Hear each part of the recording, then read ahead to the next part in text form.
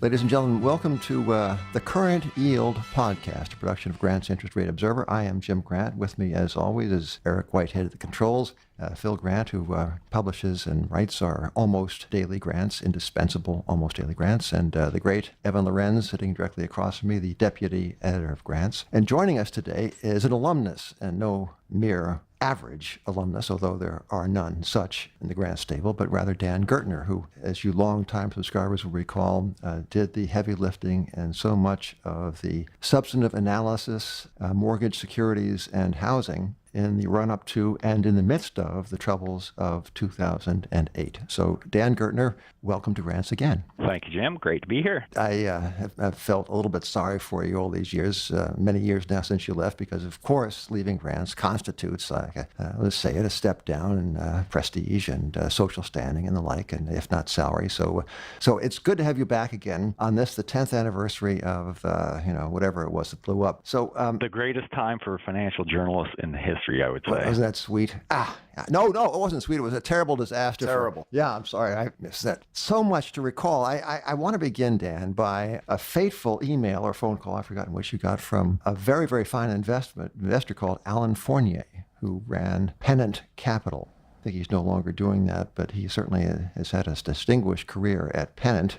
And Alan Fournier was of the mind that house prices could fall, and that whether they fell a lot or a little, the mortgage tranches, as they were called, I guess still are called, these non-Fannie and non-Freddie structures would be at risk of failure. And tell us, if you would please, what happened after you got in. This is Labor Day 2006. All right. So what happened next? Well, leading up to that, we had written several sort of bearish. We had taken a bearish view of the housing market and written up some banks and mortgage insurers, and Alan sort of tied it all together for us in Labor Day 2006. So he had called up and he said, if you guys are bearish on the housing market, you should take a look at buying credit default swaps on some RMBS tranches, the subprime tranches. And he walked me through his thought process. If housing prices went down, the lower rated tranches of these RMBS were bound to fail and go to zero. And at the time, he was able to buy insurance, which is what the CDS essentially were,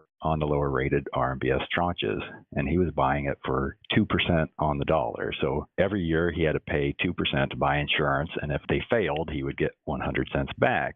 And he was looking for deals that were highly concentrated in California and in Florida and in states that had high price appreciation. Yeah. And then he was also looking for RMBS to short that had a lot of liar loans, a lot of... Right. He would curate these. He would go through these things and make his own... Yep. So he wasn't just buying everything. He was buying the worst of the worst. Yeah, eating at the worst swill buffet, as it were, without the sneeze guard. Yeah, that was Alan's trick. And over Labor Day weekend, I spent my Labor Day weekend that year, in addition to welcoming my firstborn son, going through the offering documents of several RMBS securities, and the one that we chose was the aforementioned 2005 ATL Ace Securities, and I was finding that I was probably one of the few people that actually spent the time to go through the 300 pages of the offering memorandum. And what I found was just shocking. Instead of being this diversified pool of mortgages across the country, it was very much a concentrated pool. Yeah. 50, 60% concentrated in Florida and California. The resets for the option arms were all concentrated in a couple months in 2007. A high concentration of people not offering income verification or job verification or asset verification. Okay, let me set the scene for because the context of this is as intriguing as the opportunity, which was, as they say in the trade, phenomenally asymmetric. Alan Fournier stood to lose very little if he was wrong. He wrote checks every year to the people who were providing the insurance. They could afford that, and if he was correct, as indeed he proved to be, payoff was immense. So this opportunity took place in the context of an existing bear market in many housing stocks. It was no secret that house prices would peak or had peaked. That was out in the open. In fact, our story led off, the nation is, quote, the nation is running out of magazine covers on which to announce the coming collapse of house prices. That was the opening sentence of this cautionary story on these mortgage structures.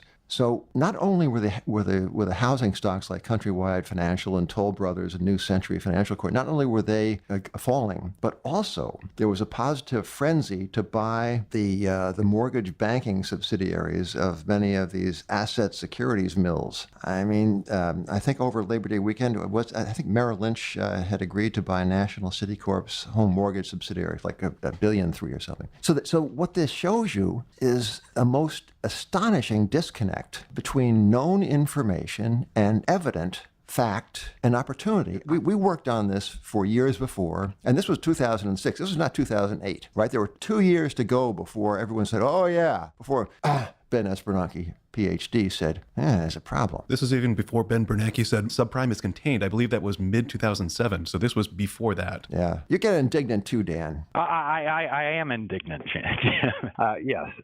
And I mean, to sort of add the color that you talked about, the Countrywide and New Century, these structures, you could ensure sort of there was 2 or 3% of protection underneath the lower rated tranches of these things. So it did not require a nationwide housing bear market. It just sort of required normal subprime borrowers going bad, which generally occurred at sort of 4 to 5%. If that occurred without housing prices going up, they're actually going to experience problems. And these structures had a decent chance to be imperiled in just a normal housing market, let alone a bear market. So, Dan, if you recall, in the aftermath of the blow up, we issued like a 25-page free compendium of our mortgage stories, kind of a subprime mortgage finance primer. And that primer is now available on the Grants website, grantspub.com, for the asking. So if you want to get a taste of the cycle and see what the great work that Dan Gertner did, just log on to the website and press a button, and bingo, you can download this thing. One of the things I recall you particularly identifying was a company called, Queen's Walk. And this was a real estate credit thing. I think it was invested in the lower tranches of various CDOs. I don't know. It was like that. Anyway, we identified it as the avatar, the quintessence of the cycle, and said it was going down. And I'm here to say, Dan, you recall this one? I do, yes. Yeah. Okay. From Evan, do you recall having looked it up, do you recall 5 minutes ago, do you recall the percentage decline in the stock? I think it might have been 96. Yeah, that was 96. So this sounds like boasting, right? No, it's, well, a little allowable, right? Okay. But it's boasting in the context, ladies and gentlemen, for reminder that it is possible for perfectly efficient markets to be perfectly blind, deaf, and dumb. Dan, I would like to invite you to go down memory lane with me for one particular offsite we took. I've forgotten when, this was in 2007 maybe? I want to say 2007. Yeah. And we got an invitation for lunch. And it was a kind of a command performance. The brass at Standard & Poor's called up and said, would you two croakers care to come for lunch and bring a food taster with you, because we hate what you're doing? That was approximately, it was more gracious than that. And the people at S&P were, in fact, gracious with a little edge. Do you recall this occasion, Dan? Yes, I do. As you said, you got summoned, and you cordially invited me to attend with you, so I appreciate it. I couldn't go alone. I appreciated the invitation, Jim. So somebody's got to taste the food, Dan. I think what irritated them was the word alchemy, if I remember. Yes. We rewrote a story called The ABCs of Credit Contagion, and used the word. They didn't like alchemy. contagion either. They didn't like a lot of the stuff that we did. So we were summoned. We walked over to the river and went up to whatever the 50th floor and had the beautiful view of the Statue of Liberty. I distinctly remember that. And for the next hour and 15 minutes. Seemed longer, didn't it? It seemed longer. We had our sandwiches, and we were browbeaten how didn't know what we were talking about, essentially. And it was the two of us, and they sort of had a panel of 4 or 5 folks up there. I think they might have been sitting higher than we were, to make us feel like, getting into the principal's office. And we were told we didn't know what we were talking about. Not the first time either. Yes.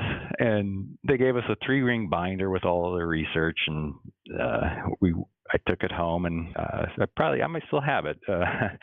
But it basically said, we know what we're doing, and you guys don't have a clue what you're talking about.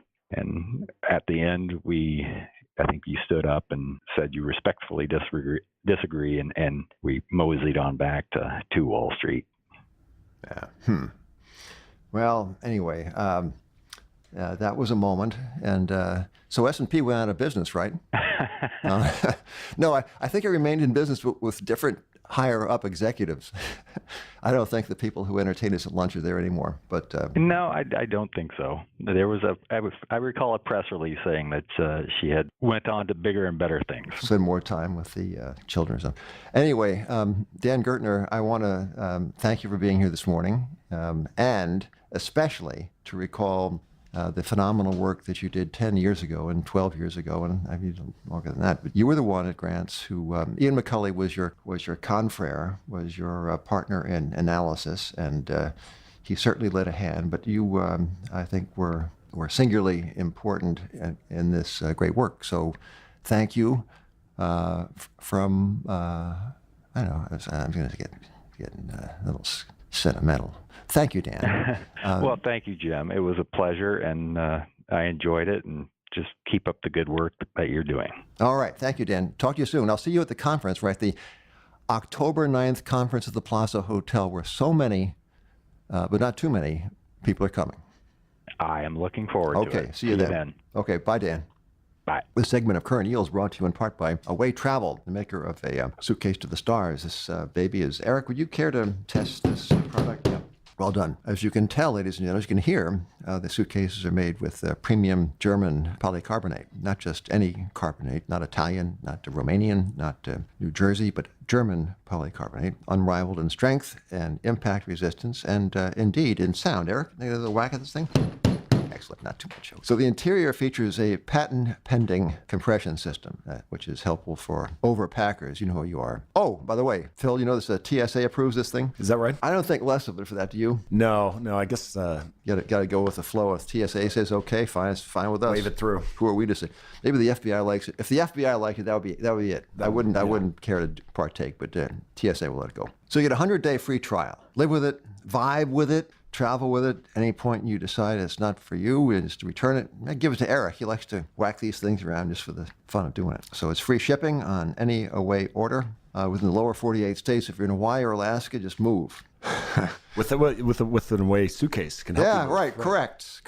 So here's a special offer to the listeners of Current Yield. For $20 off a suitcase, visit awaytravel.com/grantspod and use promo code grantspod during checkout. Visit awaytravel.com/grantspod and use promo code grantspod during checkout. That's for that $20 off deal, which you can't actually beat. So thank you, Away Travel. As for the present, I was thinking this morning, Phil and Eric and Evan, I was thinking this morning about the parallels today to that distant day on the eve of the eruption and the collapse of all this credit stuff. And it wasn't not just mortgage abuse. There was a widespread abuse of leverage at the time. We wrote a piece at Grants called, it's one of my favorite headlines, and certainly one of the better aging credit pieces we ever done. It's called Over the Cliff with Morgan Stanley. That was in October of 2006. And so 2004, 5, 6 low interest rates provoked what they usually provoke, which is over speculation, over leverage, overconfidence. This is nothing special about the particular century in which we live, nor is it particular to the monetary arrangements we have, namely paper money,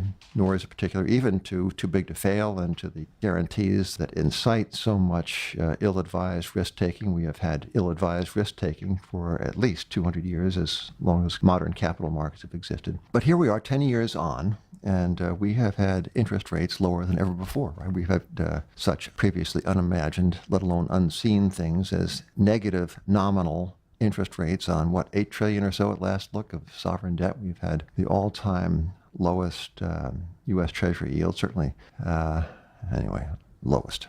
And we have had the incongruity of depression-level interest rates underneath boom-time asset prices. Can you feature this? I think about this all the time. I don't want to seem like an obsessive.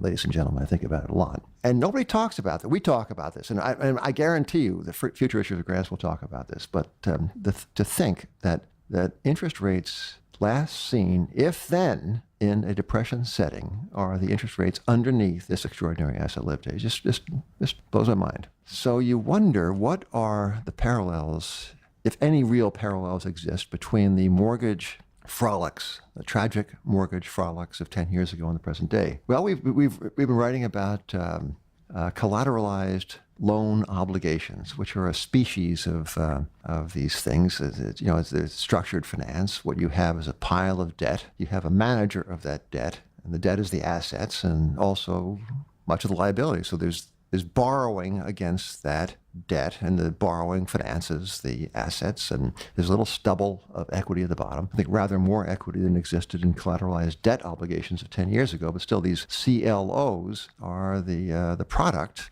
of very high confidence, very low interest rates, and a lot of stretching, right? So what goes into these things is so-called leveraged loans. Now, leveraged loans would seem like an oxymoron. Every loan is a species of leverage, right? It's debt. But these are loans to leveraged companies. And you get a bunch of these things together, like dozens, scores, hundreds, I don't know how many, lots. And you pack those babies into a structure and you borrow against it, have a little stub of equity. That is your collateralized loan obligation. The thing about these CLOs, and I should say there's like 500 billion of them, which sounds like a lot of money even when you say it fast, except that 10 years ago there were many trillions of mortgages and many trillions, I think, of CDOs and insurance on them. So this is a slightly smaller problem, the CLO problem. But still, 500 billion isn't nothing. So the hook here is that CLOs did very well for themselves in the 2007 and 8 and 9 era. Scarcely very few defaults, and no defaults in the AAA and AA tranches. So compare and contrast that performance with the tragically bad performance of CDOs, that is to say, of mortgage structures. So that was then. What you have now is a very different species of leveraged loan in the CLOs. These are much lower credit quality,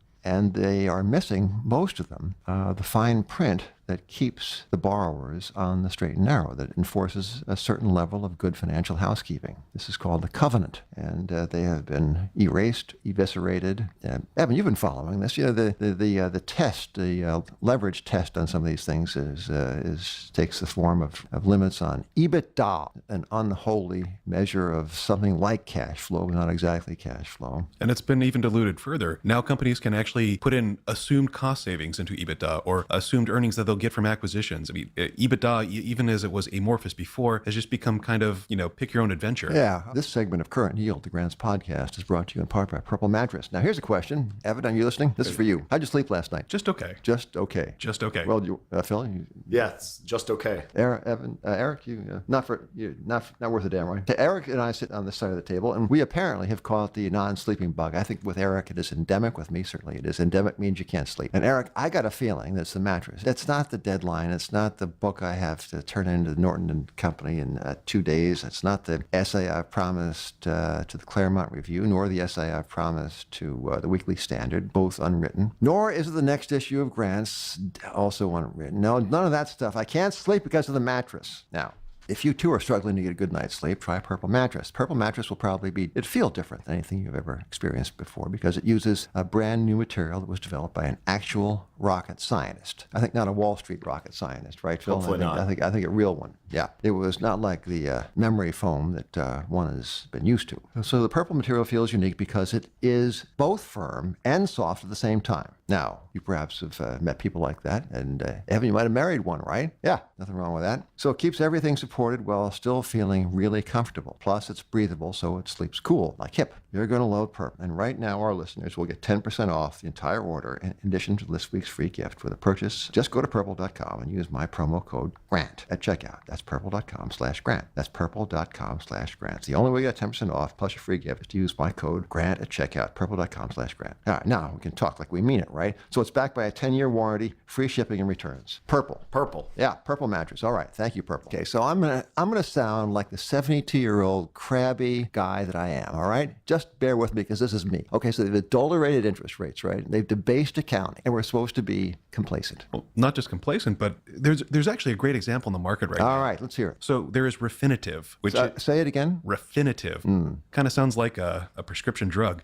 This is the acquisition by a Blackstone-led consortium buying out a majority stake in Thomson Reuters financial software. They're equivalent of Right. This is a risk management operation, right? But risk management and also kind of like Bloomberg at post prices. It's the Risk management. Yeah, it's the largest leverage buyout since the financial crisis. As we are recording this on September 12th, Blackstone found demand for the leverage loans to finance this deal so great that they're actually moving the pricing up to this Friday from sometime next week. You can't wait, right? Ladies and gentlemen, you can't wait. You got to get this thing. Take my money. And in terms of the bonds financing this deal, Covenant Review, a research firm that Not finding a research, the very fine Covenant Review. the very fine Covenant Review, which is finding fewer covenants to review. Well, it's like Grant's interest rates. Where the heck are the interest rates? Covenant Review found that Blackstone's high-yield bonds financing deal were some of the worst of this cycle. They allow the sponsors to basically steal assets and put them over to the equity side as opposed to the debt side. They allow them to assume cost savings have already been achieved when they've just been dreamed about. Well, it surprised me a little bit. Steve Schwarzman and those guys at Blackstone, I think, are pretty straight shooters, and I think this is top of the cycle stuff. They don't mean to do this, but they have been driven to it by the gravitational force of this long-lived and not altogether scintillating experience in over-leverage we have. Say, one of our loyal listeners, I presume he's loyal, he certainly took the trouble to write to us, Stefan Kiddick, wants to know about books to read with respect to cycles. Are there books one can read and be enlightened on the rhythm of cycles and how to navigate one's way through them as an investor? And Stefan, there is. There are many such, and I'm going to mention one, or two actually. I only wrote one of the two I'm going to mention, so just to keep it kind of impartial. The one that I did not write, and perhaps the more meritorious, is the author is Benjamin Anderson, and the title is Economics and the Public Welfare. I would say that's about the worst book title of this week. A lot of competition. Yeah, well, there's some comment. Yeah, but Economics and Public Welfare does not sound like the thing you bring to bed with you, and you can't sleep because you can't put it down. But it kind of is. It is a history of American finance from 1913, at the dawn of the Federal Reserve era, until 1946. So you get a boom, you get the Great Bust, and you get wartime suppression of interest rates. You get everything we have now, a different, well, dressed differently, right? But that's the substantive difference. People always behave the same around money. They overdo it, underdo it. Benjamin Anderson was the chief economist for the Chase Bank, then the Chase National Bank. Very wise head and somewhat astringent, sound money guy, gold standard guy, intelligent person, Evan and Phil, the kind of the person you want to have he gets it. Speak at a grants conference. Exactly. He's no longer with us, but Benjamin Anderson did a very good job. So anyway, Stefan, Economics and the Public Welfare, you can find it in the used book websites. Maybe Amazon has, I don't know, I think it does. And my own book is called The Trouble with Prosperity. It's a kind of a history and a little thought, I don't know, I don't know why I wrote it. How can I? Anyway, it's a pretty good book about cycles. So that too is available somewhere. The trouble is it's not in print, but it's available on used book websites. So I don't know what. I think, Phil, Evan, and Eric, we ought to say goodbye because some of us around this table are getting a little grumpy. Who? I can't, don't want to name names. But ladies and gentlemen, thank you for listening. And the next time, this is Current Yield, the Grants Interest Rate Observer podcast.